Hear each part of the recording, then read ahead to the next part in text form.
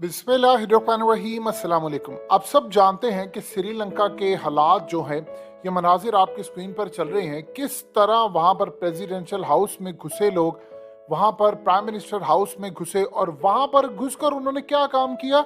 उन्होंने उनके बेड पर बैठ के जिम में जाकर चीज़ें चलाना शुरू कर दी, वर्कआउट करना शुरू कर दिया, स्विमिंग पूल में चले गए। यानी जो तबाही हो सकती थी वो तबाही उन्होंने कर दी और उन्होंने बदला लिया वहां पर। लेकिन इंटरेस्टिंग सूरत हाल है कि श्रीलंका में जो भी मामला थे वहां पर उन्होंने तोड़फोड़ नहीं की, बल्कि कैश भी जो मिला वो उन्होंने संभाल कर रख दिया। असल में वहां के हुक्मरान बहुत ज्यादा करप्ट थे, लेकिन चाइना का ये ख्याल है क्योंकि इससे नुकसान हो रहा है चाइना का। उनका ये मानना है कि वो जो करप्ट हुक्मरान है उनका तख्ता सीआईए ने उल्टा है और आईएमएफ ने इतनी कड़ी शराइत उन पर आयद कर दी थी कि उसके बाद अवाम की पहुंच से चीजें बाहर होगी और अवाम के सब्र का पैमाना लबरेज हो गया, लिहाजा अवाम टूट पड़े। उसमें सीआईए ने किरदार अदा किया और इनका तख्ता उल्टा। और उसके बाद अब वो जो खास तौर पर चाइना का एक हमदर्द था, उसका खेल खत्म हो चुका है। अब चाइना बिलीव ये करता है कि ये वही रिजीम चेंज की पॉलिसी है जो पाकिस्तान के अंदर आई है, दीगर ममालिक में आई है, श्रीलंका में आई है और उसके बाद अब ये पूरे एशिया में आ रही है। आप ये देखिए कि आज चाइना ने हमें ऐसा जलील किया है, ऐसा जलील किया। पहले रूस ने किया था, आज चाइना ने जलील किया। नाम किसी ने नहीं लिया। चाइना ने कहा है कि एशिया के अंदर रहने वाले ममालिक, जरा सुनते जाइएगा, वांग ही ने आज ओपनली सारी दुनिया के सामने कहा है कि एशिया में रहने वाले ममालिक बड़ी ताकतों के प्यादे ना बने। देखिए ये प्यादा क्या होता है, शतरंज जो लोग खेलते हैं उनको पता है कि असल में गेम और लड़ाई होती है कि अगर आपने बादशाह को यानी किंग को किसी भी तरह कैप्चर कर लिया तो आप पूरी शतरंज जीत जाते हैं। उससे पहले असल में लड़ाई होती है कि प्यादे आगे जाते हैं, सिपाही जिनको कहते हैं, फिर तोप जाती है, फिर घोड़ा जाता है, फिर फीला जाता है, फिर उसके बाद आप देखें तो वजीर जो मेन चीज है, और उसके बाद बादशाह। बादशाह के पास ज्यादा मूव करने की सलाहियत नहीं होती, लेकिन हर प्यादा बाद में वजीर, घोड़ा या फीला कुछ भी बन जाता है। तो यहाँ पर जो सूरत हाल पैदा हुई, उन्होंने कहा कि आप प्यादे ना बने, क्योंकि लड़ाई प्यादों ने आगे लड़नी होती है और पीछे बैठकर वजीर और उनको सपोर्ट कर रहे होते हैं, यानी ये मोहरे होते हैं। आज डूब के मर जाना चाहिए। चाइना ने कहा है कि एशिया को अपनी स्ट्रेंथ देखनी चाहिए और जो पॉलिटिकल चेंज आ रहा है, जियो पॉलिटिकल चेंज है, रिजीम चेंज और ये तमाम चीजें जो हो रही हैं, उसमें आप लोग मोहरे ना बने ग्लोबल पावर के। अब आप जरा अंदाजा कर ले, यहां पर तो कह रहे थे रिजीम चेंज है नहीं, वो तो बिल्कुल वही वर्ड यूज कर रहा है कि ये सारा जियो पॉलिटिकल चेंज आ रहा है, रिजीम चेंज आ रहा है, सब कुछ आ रहा है और बड़ी ताकतें कर रही हैं। आपने उनके मोहरे नहीं बनना, आपने प्यादा नहीं बनना उनका। डूब कर मरते हो के नहीं मरते, यानी शर्म से डूब मरे हो के नहीं तुम, कि इतनी बड़ी अगले ने जलालत तुम्हारे मुंह पर लाकर मारी है। और पाकिस्तान के अंदर देखिए, जिनको पैगाम देना था उन्होंने दे दिया है। ये चाइना की बात है, क्या उनको इस चीज का मसला है कि उन्होंने इंडिया को बात सुनानी थी? उनको पता है इंडिया ने तो वाजिया पॉलिसी रखी है, वो अमेरिका के साथ जाएंगे। उन्होंने रूस से भी ताल्लुक रखा, वो रूस से तेल लेकर चाहे यूरोप को भेज दे, बाद में दुनिया कहेगी ये भारत से लिया। यानी ये सूरत हाल इस वक्त दुनिया को पैदा हो रही, उनको कोई मसला नहीं है। उन्होंने सुनाया है पाकिस्तान को कि एक फोन कॉल पर आपने लेटना है, यानी और भारत ने नहीं लेटना। और यही वजह है, आप देख लें कि इतना प्रेशर मोदी पर पड़ा, इतना प्रेशर पड़ा, अमेरिका ने दिया, यूरोप ने दिया। उस बंदे ने टस से मस नहीं अपने आप को किया। उसने कहा ठीक है, मैंने रूस के साथ भी ताल्लुकात रखने हैं, सबके साथ रखने हैं, क्योंकि सिर्फ उसने S-400 जो लिए थे वो इसलिए लिया था कि पाकिस्तान रूस के करीब जा रहा था। अब उसके बाद उसको पता है कि अगर मैं पीछे होता हूं तो रूस मेरा साथ छोड़ता। अब वो रूस को इस्तेमाल करके कह रहा है कि मुझे तुमने हर सूरत सीट दिलवानी है अक़वाम मुत्तहिदा की, जो परमानेंट सीट है, उसके बदले उसको मिल रही है। और चाइना देखिए पाकिस्तान को कह रहा है, यानी वो सुना ये रहा है कि जो श्रीलंका वाले हालात हुए वो तुम्हारे मुल्क में भी हो जाने हैं।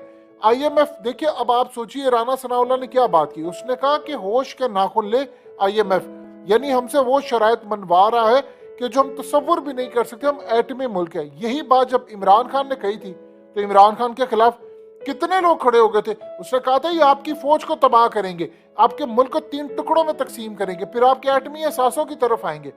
जब ये सूरत हाल हुई तो जाहिर सी बात है मुक्तदर हल्कों को ये बात पसंद नहीं आई। इमरान खान को एक पैगाम डिलीवर हुआ कि आपने जो भी बात कहनी है आप करें, ये आपने इन बातों में नहीं आना। अब इस सूरत हाल के अंदर आप अंदाजा कर ले, आज राना सनाउल्लाह ये बात कह रहे हैं और चीजें उसी तरफ जा रही है। अब तो डूब मरना चाहिए। चाइना ने भी हमें पैगाम दे दिया है। एशिया में उसने किसको सुनाया? म्यांमार को सुनाया उसने।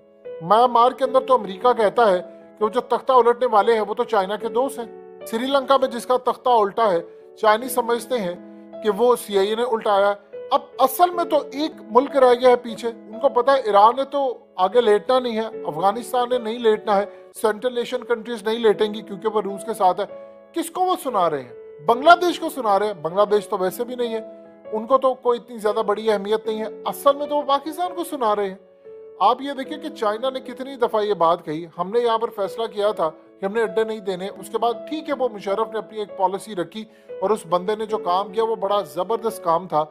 उसने अमेरिका को अंदर लेकर आए, जो भी किया वो एक माजी का हिस्सा, लेकिन उसने जो हो सकता था किया। अब इस सूरत हाल के अंदर आप ये देखें कि हमारे यहाँ पर क्या मामला है। पाकिस्तान की जो सूरत हाल है आप उसका अंदाजा लगा ले। हमने अपने ही प्राइम मिनिस्टर को घर भेज दिया, यानी डूब कर मर जाना चाहिए। इतने बेशरम जलील लोग हैं हम कि हमने अमेरिका की एक कॉल आती है तो हम कहते हैं सरकार माई बाप हम तो तैयार हैं गिराने के लिए। और देख लीजिए इमरान खान का तख्ता उलट दिया सिर्फ इसलिए कि उस बंदे ने अड्डे नहीं दिए। वो रूस से ताल्लुकात बेहतर कर रहा था, वो अमेरिका से आजाद हो रहा था, वो आईएमएफ से आजाद हो रहा था। अब देख लीजिए आ गया ना आईएमएफ आपके पीछे। आपने फौज का बजट कट कर दिया। ये जंगे आपकी सर पर खड़ी हैं, आपने फिर भी इनको बजट ज्यादा देना चाहिए।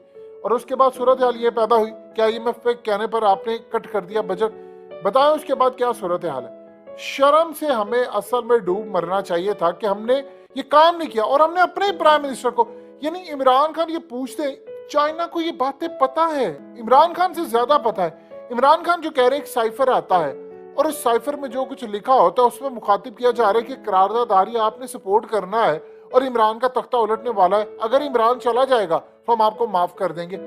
आप सिर्फ इतनी बात बता दें कि वो किसको लिखा जा रहा था। और इमरान खान ये सवाल पूछते हैं कि साइफर मुझ तक क्यों नहीं पहुंचा?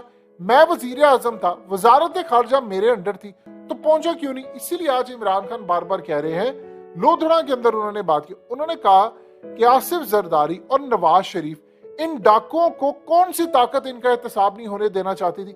अब वो कह रहे हैं कि जस्टिस काजी फायद ईसा का जो केस था वो हमने नहीं करवाया। फरूक नसीम, और फरूक नसीम को सब जानते हैं कि वो किन के उनके साथ ताल्लुकात है, यानी एमकेएम के तो है और किन के साथ ताल्लुकात है। फिर वो कहते हैं कि राना सनाउल्लाह पर केस हमने नहीं बनवाया। फिर वो कहते हैं कि मुझे कहा था कि बुज़दार को हटा दो, मैंने कहा मुराद अली शाह को हटाओ। अब आज देख रहे हैं इमरान खान की बात सच साबित है। तो ओपनली वो कह रहे हैं कि मेरे इख्तियार में तो चीजें थी ही नहीं, ये इख्तियार मेरा था ही ना, मैं तो पावरलेस वजीर आजम था। तो सवाल ये पैदा होता है कि फिर वो साइफर लिखा किसको जा रहा था, वो कौन किसको मुखातिब किया जा रहा था। तो लिहाजा इस सूरत हाल के अंदर चाइना भी आपको मुंह पर दे मारा है थप्पड़ कि आप अपनी औकात में वापस आ जाओ और अमेरिका का मोहराना बने। तो डूब कर मर जाने का मकाम है हमारे लिए। और अंदाजा नहीं था कि अब चाइना भी आकर हमें बात कहेगा, लेकिन वो सच कह रहा है।